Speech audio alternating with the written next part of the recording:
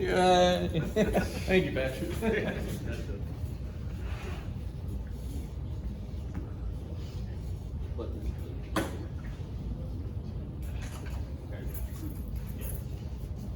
All right, so back in January or February, I started looking at what we call a single lot program, anything disturbed under an acre.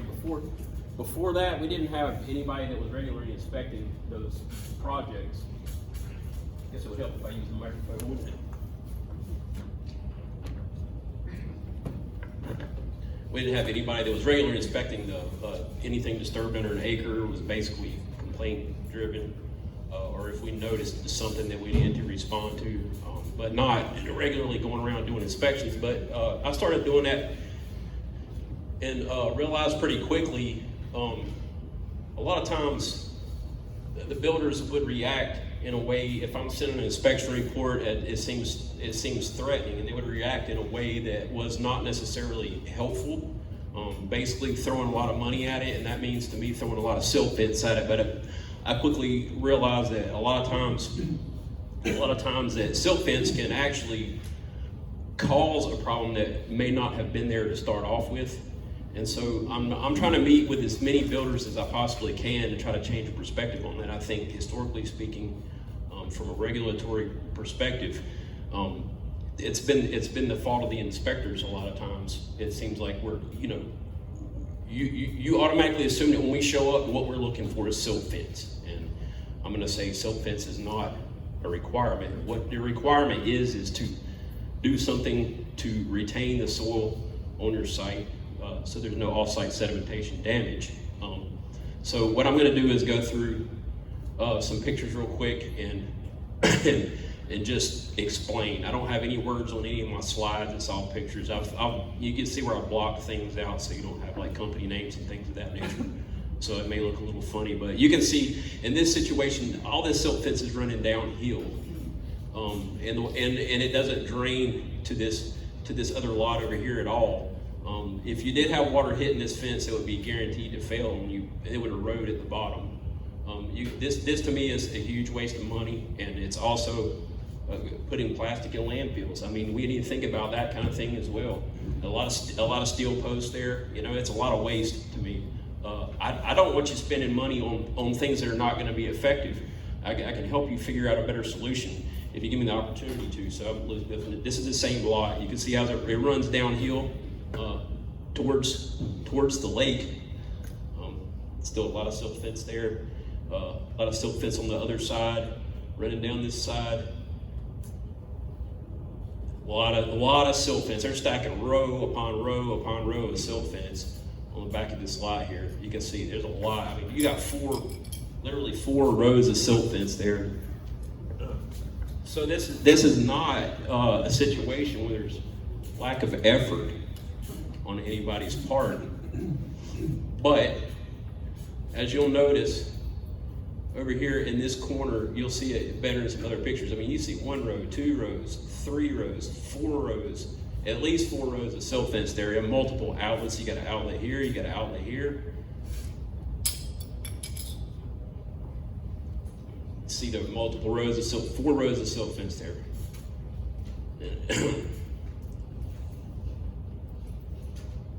So if you'll notice, this side over here is lower.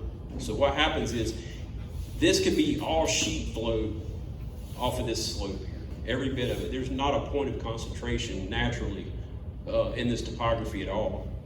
So basically this silt fence here is forcing all this water down to this corner over here. Every bit of that water is being forced to that corner. So you not only get increased volume in this corner, but you also get increased velocity at the bottom of the silt fence, being the fact that silt fence is designed to hold water back. If it's holding all that water and it runs downhill, it creates a little channel at the bottom. The silt fence pushes all over to the corner over here. And this is looking from the other side back at where we were just standing. You can see it's all being forced to this corner. You can see the transport here, where the soil is moving. Soil that would not have probably moved very far otherwise. You get that increased depth of water at the bottom of the silt fence. Also, the velocity of the water pushes that mud down to the corner. You have section right here was a low point. You can see where the water built up there. And what we get is effectively all that water rushing down launches this sediment that's built up in this corner over the silt fence onto this neighboring lot over here. You wouldn't have had this problem if you had sheet flow. If you just plant a little bit of grass, you wouldn't need all this silt fence at all. You know, temporary ground cover like matting or something of that nature, a couple rows of matting, a little bit of grass seed, maybe even mulch area. You know, that's a definitely a consideration. I don't have to see silt fence when I show up. And you can see the pathway the water took here. All that concentrated water behind that silt fence pushed out and just blasted right through here when it could have been sheet flow. All because of the silt fence. And you see mud down here built up behind this riprap. All this water came down through here and pushed that mud. So that's off-site sedimentation. There's some more. It's a little bit closer where you can see it better. Anyway, here's another job site. This, you know, a lot of inspectors may show up and say, they don't have up any silt fence. Well, you have a vegetated buffer here. It's great. With all this water rushing down through here, it's gonna sheet flow off of this slope. You may get a little concentrated flow right here, but it's gonna disperse through this vegetation pretty effectively, and it's gonna work. And I've monitored this site on a number of occasions, and it seems to be working fine. As you can see, there's quite a bit of vegetation. If you have the opportunity to retain pre-existing vegetation, do it. If you don't like the way it looks, strip it off at the end to do your final landscaping before you install that final landscaping. This is just another angle here. We can see this vegetation is working. It's working great. Nothing wrong with that at all.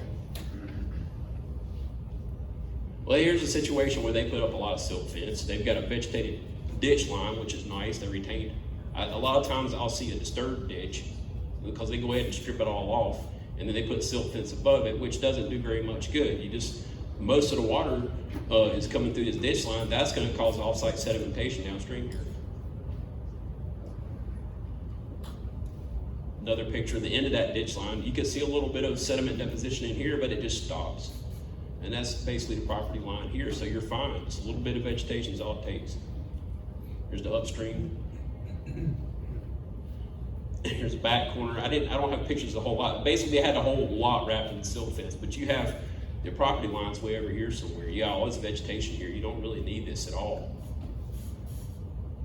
And as you can see right here in the corner, this silt fence is down. Why is that? Well, this is a low point, and it's concentrating all that water that comes off the roof of that house and the rest of the lot down to this corner, and it just fails. Is it a problem? No, because there's nothing moving. But you can also see your silt fence installer is shortening on the posts. Those posts are supposed to be 5 feet long, supposed to be a plate. There's no plate on the bottom of that. I know that because I've seen them pulled up. And these are all short. I see this all the time. You're paying for them a lot of times to put in the right stuff, and you're trusting they're doing that, but you get a little bit of water built up behind this silt fence, which doesn't need to be there to start off with, and it puts so much weight on that post. You got maybe this much of that post driven into the ground. It's just gonna fall over. It's a waste of money. I'm not looking for this. This is not what I want. So there's vegetation here. They don't have a construction entrance, so I'm gonna act like that doesn't happen. But you can see there's a lot of vegetation around this lot. There's no silt fence up. It's not causing a problem. I'm perfectly happy with that. It's volunteer vegetation. It's not pretty. You're going to strip it off before you final landscaping. That's fine. When do people normally remove the silt fence? Well, right before your final landscaping. That's typical. They don't have any problem with removing the silt fence to put in the final landscaping. But what I'm trying to do is get people to think about, get close to your final landscaping as you possibly can. Think of it in that perspective. You get things stabilized rather than putting up silt fence. It's going to work better. And I understand this situation is not every lot that you come across, and obviously every lot's different. I consider the field to be my classroom. If you allow me to come onto your job site and walk through things and look at things, over time we'll develop a better understanding together on how to do effective sediment control. This is a situation where you can see they use a lot of matting. From this perspective, this job site looks really good right here. You got a lot of matting here. There's a little bit of germination starting. But if you'll notice at the bottom of this silt fence, I don't know how well you can see there's a trench right here, which creates a channel. It's basically a channel, the trench itself, which creates an opportunity for soil to move when it rains. I don't think this silt fence is needed at all in this situation. If you're gonna mat a slope like this, why bother? Keep in mind, these are all small sites. These are all under an acre. So what you're looking at isn't a land development situation here, like you're building a new community.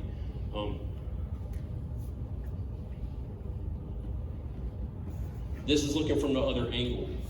As you can see, this silt fence runs downhill slightly. You'll see it better in some other pictures here. But what happens is it sheet flows down this slope, and then concentrates behind the silt fence, and then makes a turn, and the water runs parallel with the silt fence. Well, the soil that's moving is at the base of the silt fence. If you had grass growing in this area, it could just sheet flow off in every direction, basically, and you wouldn't have any point of concentration and a whole lot less sediment transport. You can see how it runs downhill. And obviously this is not tied in at all, and I'm just nitpicking on that, but you can see that there's erosion right here. You get a water build up behind here and it spills out, and then it causes the soil behind the silt fence to move. If you just had it all vegetated, you wouldn't have that situation with sheet flow.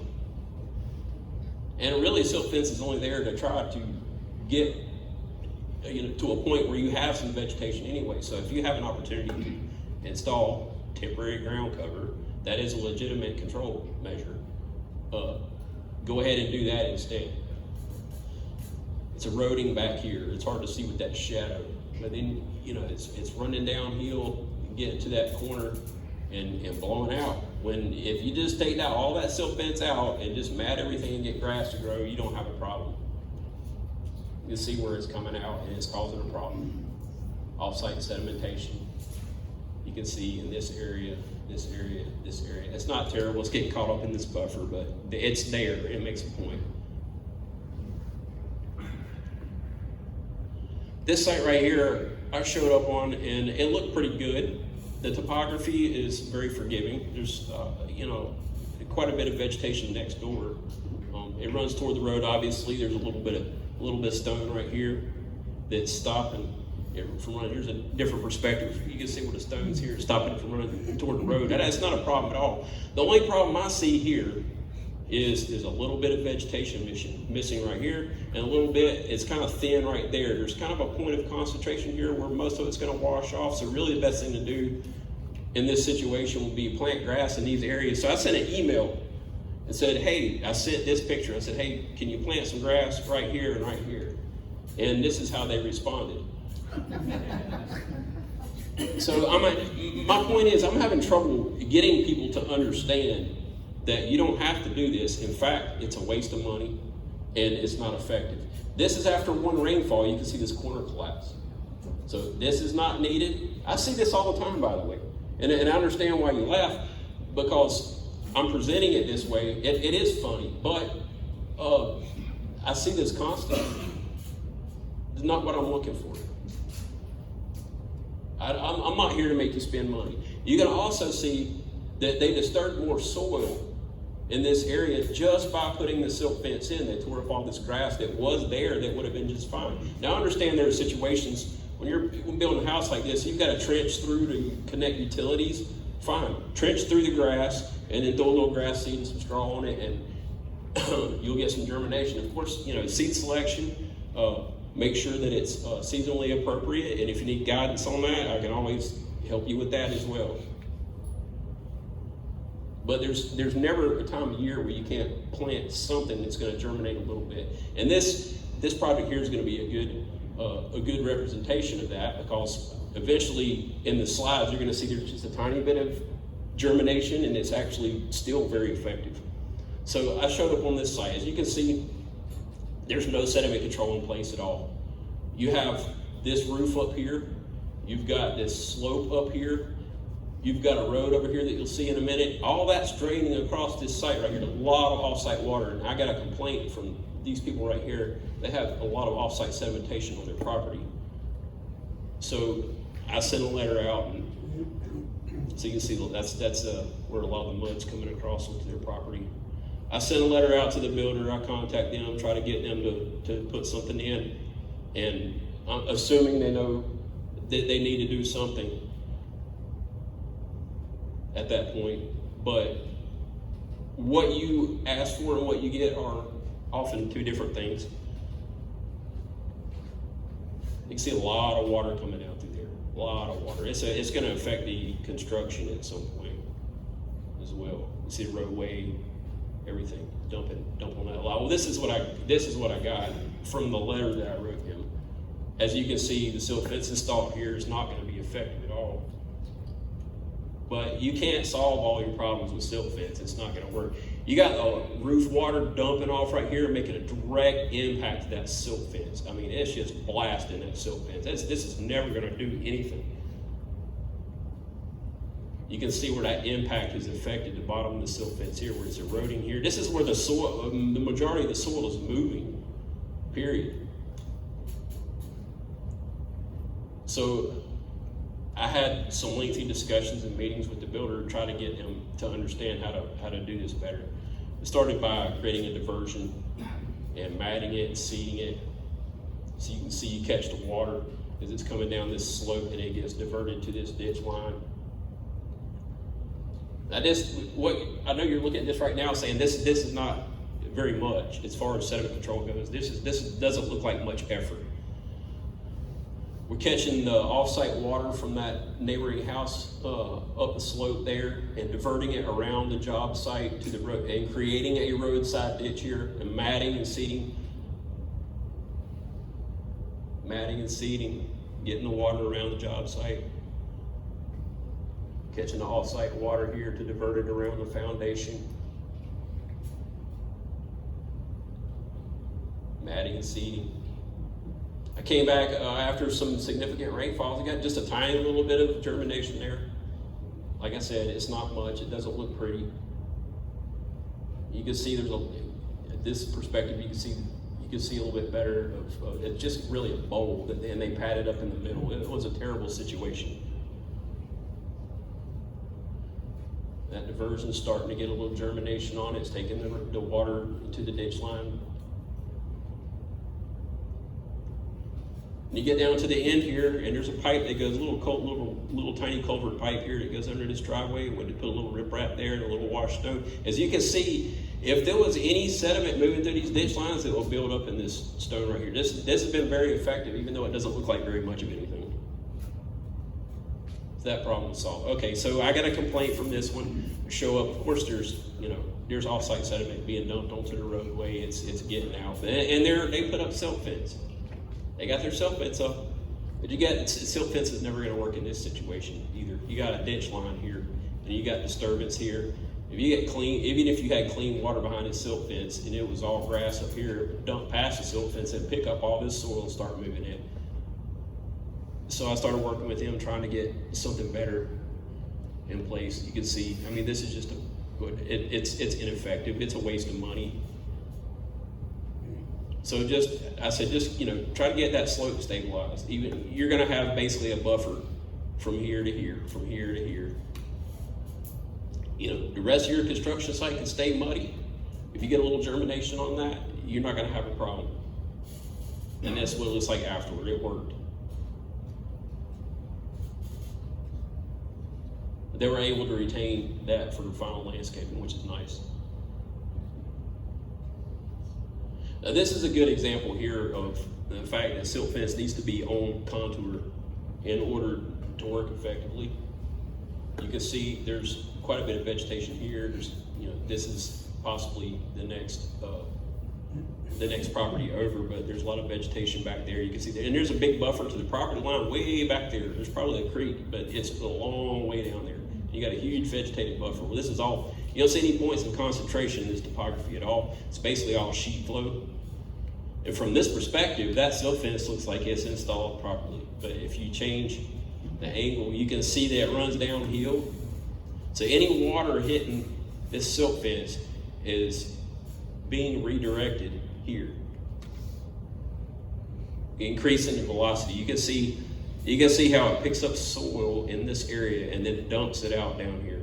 If you just had sheet flow in this area, you probably have no problem at all. It wasn't off-site sedimentation because where the property line was located, this got caught up in this buffer, but I think it's a good illustration of how silt fence can cause a problem if you just slightly install it incorrectly. A lot of transport there. You know, this site I showed up, of course, it was a complaint, and there's a creek down there that you can't see in the picture. You have some sheet flow here, you have some sheet flow coming off this slope. You'll see it better in other slides, but you have one minor point of concentration here. There's sheet flow there. You see the sheet flow in this area. Point of concentration here. Luckily, the grader left this a little rough, and there's some fibrous material in here that actually slowed a lot of this down after a couple significant rainfalls. There was no sediment making it to the creek. This was their first attempt after my explanation on what to do, and I told them you don't need any silt fence. They put it up anyway. So you can see in this situation, if you have sheet flow here and you have sheet flow here, it's going to take that sheet flow, concentrate it behind the fence, and push all that water downhill, and you'll have erosion at the base of the fence, and you'll have off-site sedimentation down here because you're moving more soil than you would have if it were sheet flow. Sheet flow. There's no point in having silt fence there at all. So now you have an outlet that's discharging onto disturbed soil, which is going to move the soil. So I made them so you can see the slope there a little bit better. It's just a better angle where it's pushed. You know, you get sheet flow here, it's going to push all that water down that hill with this silt fence. Same thing.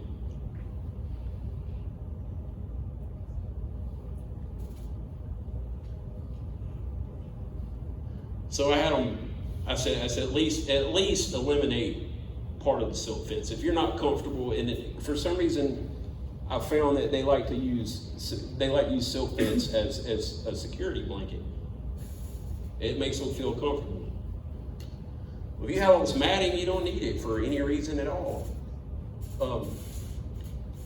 So they chopped off the silt fence here and here. That way, you know, it's not causing a problem. So we get all this, try to stabilize and then get a ditch line appropriate sediment control measure down at the end, which will be a check dam with some wash stone. Treat the area of concentration with something like that. Now these walls are not installed exactly right, but I'm not going to nitpick right now because that's not what I'm here to do today. Give a check dam with wash stone. If I had shown up on that site and they just had a check dam with wash stone and they were grading, I would have been comfortable with that point of concentration because that's going to do what it needs to do. And once you get your grading accomplished, then go ahead and stabilize at least a buffer in front of that so you don't have to keep cleaning it out. And what happened to that? What happened? Really?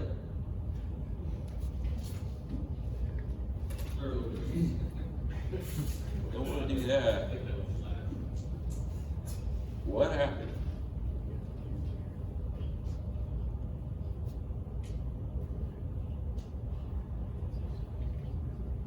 Hey, if that was it, then that was it. Yep, 90. That's right. That's the end of it. I got carried away thinking I had more on there. But anyway, does anybody have any questions? I mean, why do you think I mean a lot of resistance with people not wanting to just put the silt fence aside. Yes, sir. Have you guys thought about redesigning or giving examples for your less than an acre lot controls plan sheet? So I pulled it up, still has Yes. examples of,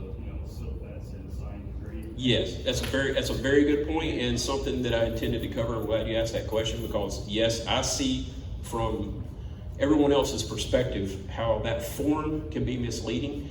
It makes it seem like we require silt fence.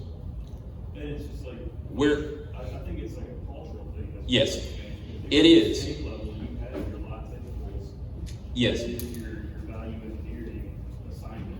it is. Assigned the drainage pattern. Absolutely, and what I'm trying to do is change that culture, and part of changing that culture, I think, is going to be to redesign that single lot form. And we've had internal discussions about it. We're trying to make it as concise as possible, more like an agreement of I will retain soil on site, and try to encourage pre-construction meetings with me being in this position right now, or someone else later if they're in this position. I think site discussions are the most important thing for me right now, and trying to get that opportunity with each individual builder that I can. If if you're going to build somewhere and you have disturbance under an acre, meet with me. Let's talk about it. Anybody else? And this might go to you or John. We work a lot with state inspectors, and it seems like we've had 3 to 4 different state inspectors over the last year. Are they going out and researching this, or are they just looking at the manuals? I don't know what they're doing. I can't speak for them, but I've been doing sediment erosion control inspections for 20 years, basically, and I've trained a lot of people, and I find that in the beginning, people tend to be writing up symptoms rather than pointing out the disease. I think it's typical for newer inspectors to say that silt fence is broken, fix it. That silt fence is broken, fix it. That looks terrible. That looks terrible. They sometimes get caught up on aesthetics. I think it takes time to get away from that perspective. You know, with the state, fortunately with the state, the way where they can pay people, a lot of times it's people right out of school. It's like a stepping stone. And a lot of them don't stick around. They come right to it, and of course they're green, and they don't understand the whole concept. A lot of times they're going by what they see in the manual and all that. Sometimes it's got to step back. Sometimes every site, like Mike said, is different. That's not exact fit or exact thing for every site. And, Yeah, and as John said, he's trying to address a lot of this in plan review for larger sites too. And I think over time he's figured out from that inspector angle, over time, eliminating a lot of the silt fence. I find very few scenarios where silt fence can be installed effectively and accurately. Yes? Lee County, I utilize mulch as much as possible. Mulch is great. I love mulch. You got to get it thick enough to do the job depending on the situation. The biggest challenge with mulch is getting rid of it in order to achieve that final landscaping, because if the mulch is in the soil, it starts breaking down, it sucks the nitrogen out of the soil, and then you don't have enough nitrogen to get your grass growing. Yeah, but the problem that I have with the single lots is that they are a lot smaller. Yes. And so you're trying to put septics, you're trying Absolutely. to put all of these, and whereas I get a little bit more resistance with single lots of people trying to put down permanent stabilization and getting grass, which is expensive to these smaller builders. Yep. And then they have to go and wipe it all up because then they gotta put the septic in, and that's Right. where I find mulch to be Sure. a little bit more Absolutely. feasible on a single lot. Yeah, I even thought, we could think outside the box. You could go so far as to think of stapling down sheet plastic in some areas, especially if you're catching clean water like roof water. You don't have any gutters in yet, you got water dumping directly off a roof, and it hits that soil and it just blasts the soil. If you had, just thinking out of the box, sheet plastic, stapled down, that water pouring off, hitting directly on that plastic, it could run off your site as long as it doesn't pass across some soil. I'm open to experimentation, but yeah, mulch, absolutely. And a lot of these builders, they look at, well, I'm gonna do my landscaping at the end. They got it in their budget, we're gonna sod and all this, but none of them don't think that a bag of, you know, How about this? In the summer, when it's really hot, if you can get bagged millet for $50. Yeah. And it can germinate in 3 days. I've seen it germinate with just the humidity in the air.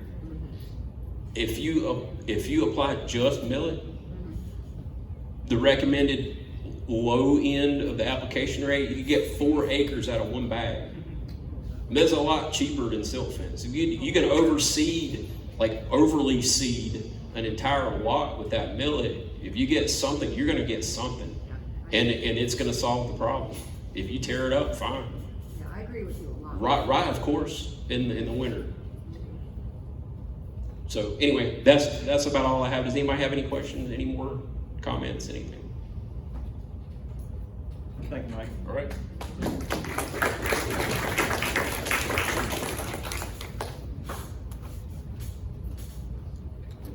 I know no one's up next, and I know we've run a little bit behind. We're waiting on the food to come. I know we had, I think, 12 o'clock, but a lot of y'all can stick by.